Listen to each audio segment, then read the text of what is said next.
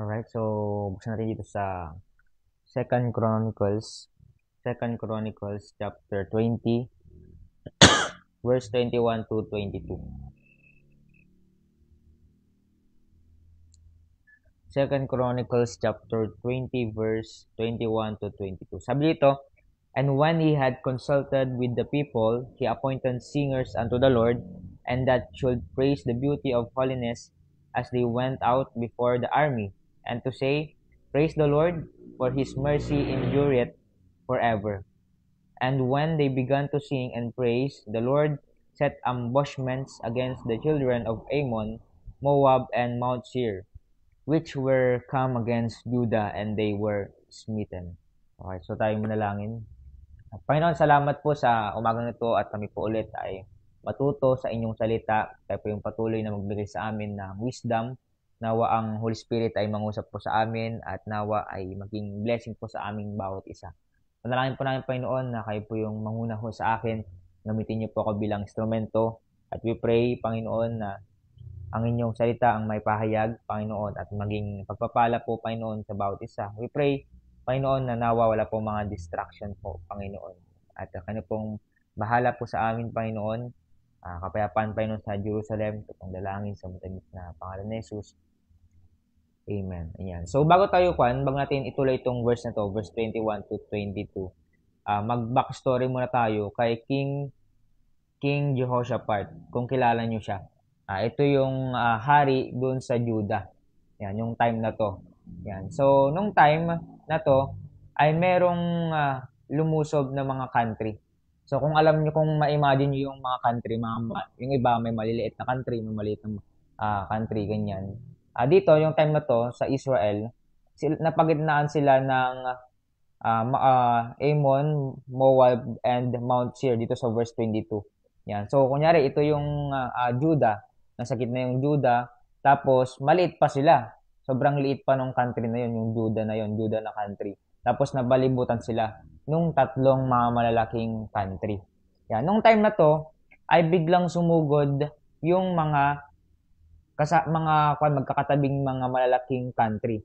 Yung Ammon, Moab, and Mount Seir. Yan. So, biglang sama-sama silang lumusob sa Judah.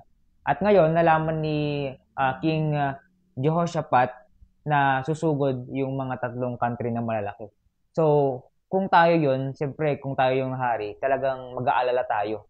So, si King Jehoshaphat ay nag-alala siya. So, kasi nga, kung makipaglaban sila, konti lang yung mga armas nila. Tapos, yung population pa doon ang konti. So, paano yung mangyayari? Tatlo silang magsasabay-sabay na lulusob. Makipagdigma sila na wala silang mga gamit. Like for example, mga espada, ganyan, mga wala pang mga baril dati. So, yung time na yon ay nag-aalala si King of Jehoshaphat. Pero, naalala niya ang Panginoon. Ngayon, yung mga kasamahan niya doon sa country na doon sa Judah, ay yung mga tao doon, sila ay kinausap niya yung mga tao doon. Yan, tapos sila. So, tawag dito, nag-pray sila sa Panginoon. Sila ay humingi ng tulong sa Panginoon kung paano yung gagawin nila. Kasi mahirap yung ganong sitwasyon. Yan, so madami. Like for example, yung mga iba din na nangyayari sa atin. Yan, may mga lumulusob na hindi natin alam. Pero yung nakakakuan nga dun yung sa Jerusalem, sa Israel. Kasi talagang ngayon, nilulusob din sila ng ibang country. Parang ganun yung nangyayari. Tapos, meron time natin sa Israel, yung magandang gamit ng ibang bansa. Yung kahit, tawag ito, anong bang tawag doon? Yung parang babagsak na lang sa sabog. Tapos kung sasabayan mo ng mainit or apoy, parang hindi mo natamaan yung country. Nakalimutan ko yung tawag doon eh. Kasi merong time na naging makapangyarihan yung Israel. Yung nagkaroon ng shield. Tapos hindi talaga makapasok yung mga armas doon. Ganun nangyayari. Pero dito, mas kakaiba.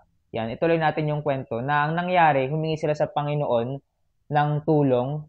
Tapos, ang sabi kay King Jehoshaphat ng Panginoon, kayo ay lumusob pa rin, makipaglaban pa rin kayo, kahit konti kayo. Sabi dito, sa verse 15, tingnan po natin dito, sa verse 15, And he said, Hearken ye, all Judah, yan, and ye, inhabitants of Jerusalem, and thou King Jehoshaphat, thus saith the Lord unto you, Be not afraid, nor dismayed by reason of this great multitude, for the battle is not yours, but God's. So sabi ng Panginoon na hindi nyo ito laban, kundi laban ng Panginoon. So doon lalabas yung kapangyarihan ng Panginoon na kapag sila ay nagpaglaban, sila ay magtatagumpay. Ang sabi ng Panginoon, lumusob kayo na kahit wala kayong masyadong armas, kahit konti lang kayo. Kaya ang nangyari, sila ay lumusob, tapos sinabi ng Panginoon na lumusob kayo na kahit wala kayong mga armas, tapos meron siyang kondisyon. Ang sabi niya, habang nasa gitna kayo ng labanan, purihin nyo ako at kumanta. Yan. Sabi dito sa verse 21, And when he had consulted with the people, he appointed singers unto the Lord. Yan. So nagdala yung mga kasamahan niya, mga alipin niya, ng mga instrument. Yan, like flute, ganyan, may madami pang mga instrument para habang naglalakad sila or pupunta sila sa gitna, sila ay pinupuri nila ang Panginoon. And that should praise the beauty of holiness as they went out before the army, and to say, Praise the Lord, for His mercy endureth forever. And then, verse 22, sabi dito, And when they began to sing and to praise. Yan, dito na natin makita na kailangan nilang purihin ang Panginoon. And the Lord set ambushments against the children of Ammon, Moab, and Mount Seir, which were come against Judah, and they were smitten. So dito, sinong sila ay papunta na sa labanan. Yan, pupunta sa labanan, tapos sila ay kumakanta, pinupuri nila ang Panginoon. After that, nung pagpunta nila doon, habang nasa gitna sila ng labanan, sila ay nagulat. Lahat ng mga kalaban nila ay biglang namatay. Defeated. Ang nangyari ay nagtawag dito, yung mga kalaban nila ay nagpatayan. Yan. Sila ay pumunta kasi nga, yung parang akala nila, kung tayo, isipin natin, paano kaya yun? Anong nangyayari? Yung mga ganda lang natin, ang konti lang. Tapos, kakanta lang tayo. Tapos, pupurihin lang natin ang Panginoon. Ganyan. Tapos, yung mangyayari na, mamamatay na sila. Yan. So, ang nangyari, defeated yung mga country. Yung Ammon, Mount Seir, and Mount Moab. So, ang nangyari, yung mga kalaban nila ay namatay. Yan. Ganun kaganda, kalakas yung kapangyarihan ng Panginoon. Once na tayo ay nagtiwala. Kasi nga, yung kapangyarihan ng Panginoon kakaiba. Yung nagiging siya, yung parang hindi natin akalain na mangyayari yun. Kasi parang yung iba, akala natin mayroon talagang mangyayari. Yung like for example, yung labanan, 'di ba? Konti sila, ang mangyayari, talagang kayang-kaya nilang patayin. 'Di ba? Pero ang nangyari, hindi ganun. Biglang namatay yung mga kalaban. Defeated yung mga kalaban. At ganun nangyayari kapag tayo ay nagtiwala sa Panginoon. Kasi yung pagiging, yung trust natin sa Panginoon, once na nang ibabaw, once na nakita ng Panginoon, tayo ay mananalo. Kaya nga sabi nga sa verse 15 For the battle is not yours, but God's. So kapag yung mga mga darating na mga pagsubok, hindi natin problema yun. Hindi natin yun sa atin lang, kundi kasama natin ang Panginoon sa nating mga ginagawa. Kasi nga, sometimes talagang yung parang hindi natin kaya yung battle, yan, susugod tayo na walang armas, susugod tayo na wala tayong kalaban-laban, susugurin natin yung problema kung paano nga ba.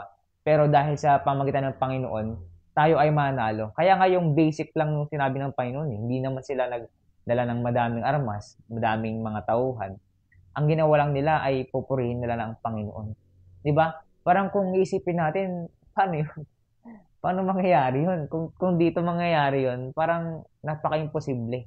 'Di ba? Yung parang kung isipin natin na parang ganun-ganun lang tapos matatalo na agad.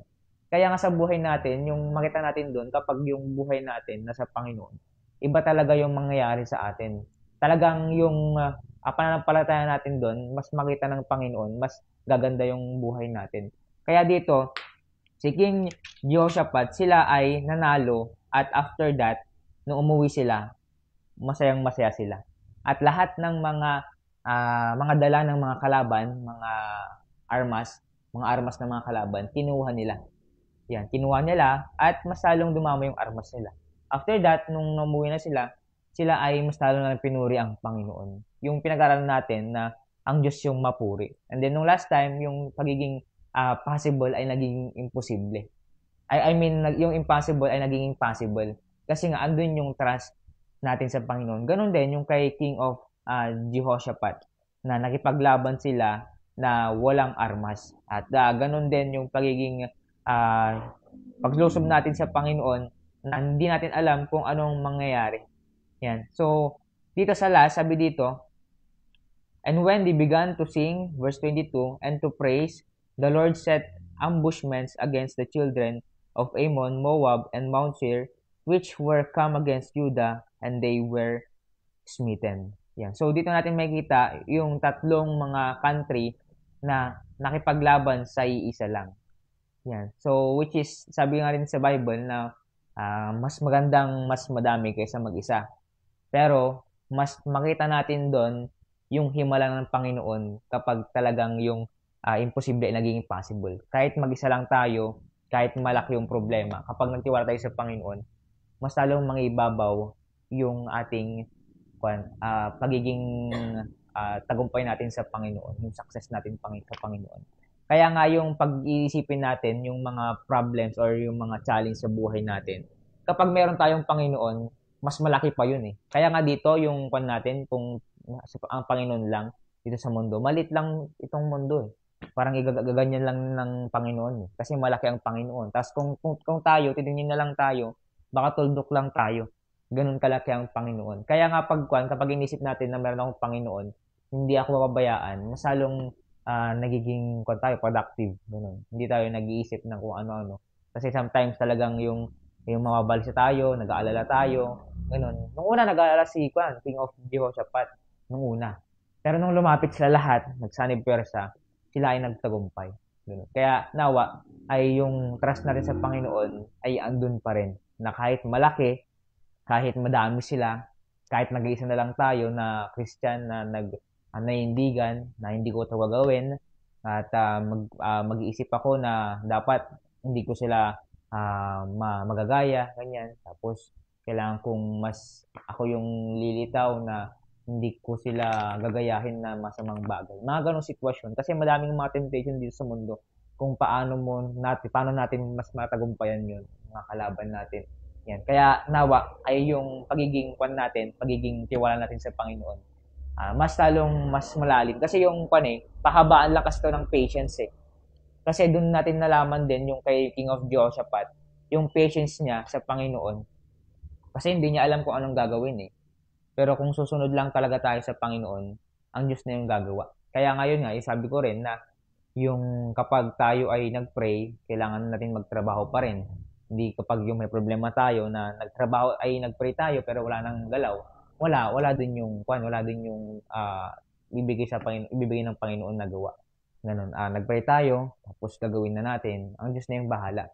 Ang Diyos na yung gagawa. Kasi nga, yung parang sa King of Jehoshaphat na sila ay sumugod, na konti lang sila, wala silang armas, at kumanta lang sila, pinuri lang ng Panginoon. Kaya nawa, ang Diyos yung mapuri sa lahat ng ating ginagawa.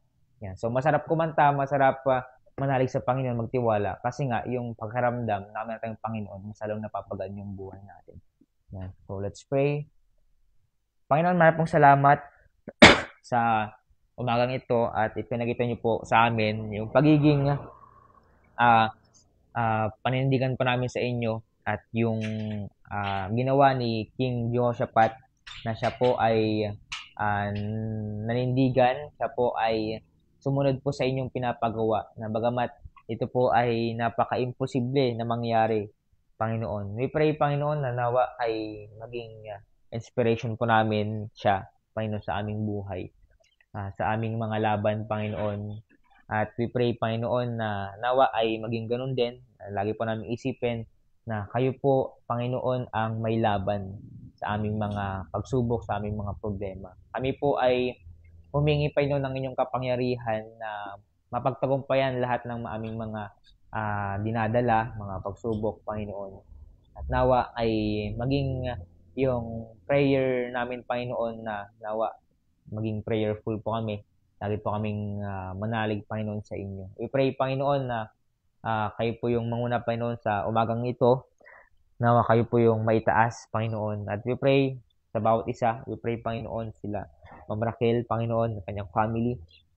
Kayo po yung patuloy na, Panginoon, na mag-provide ng pangailangan po nila pang araw-araw at mga pang-emergency. Nawa kayo po yung manguna, Panginoon, at kanilang good health. Panginoon, nawa ilin po Panginoon sa sakit. Sila Winkle, Panginoon, mga inalagaan niya. Sila Sean and Giselle, Panginoon. Nawabing niyo po sila na, Panginoon, ng wisdom, Panginoon, sa pag-aaral.